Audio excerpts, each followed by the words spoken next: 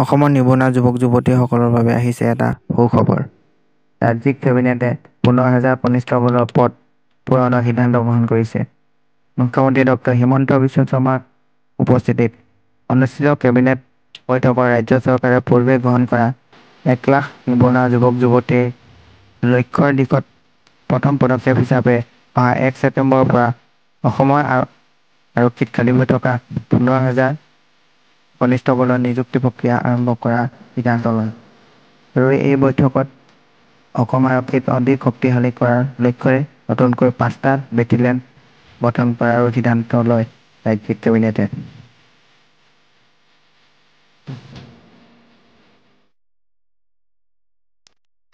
অসমৰ পুলিচ ব্যৱস্থা আৰু শক্তিশালী কৰাৰ কাৰণে আমি এখন আজি পুলিচ কমিশ্যন গঠন কৰাৰ কাৰণে এপ্ৰুভেল দিছোঁ। আজি কেবিনেটে এপ্ৰুভেল দিছে।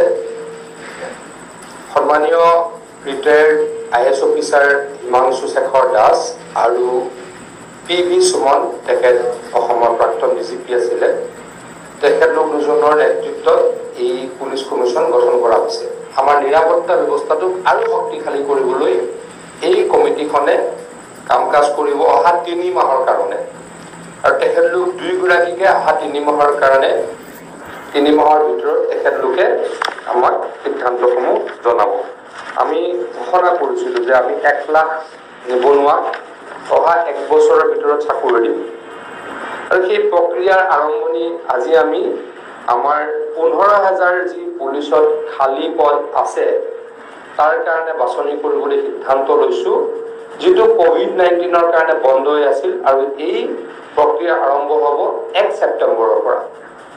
আজি অসমৰ নিবনুৱাসকলৰ কাৰণে এটা ভাল খবৰ যে 1 ছেপ্টেম্বৰৰ পৰা 15,000 পুলিচৰ যি চাকৰি খালী হৈ আছে, পদ খালী হৈ আছে, তাক ফিল্ড আপ কৰিবলৈ আমি প্ৰচেছ আৰম্ভ কৰিম। আৰু 5টা নতুন পুলিচ বেটেলিয়ন গঠন কৰাৰ কাৰণে আজি কেবিনেটে আমি সিদ্ধান্ত লৈছোঁ।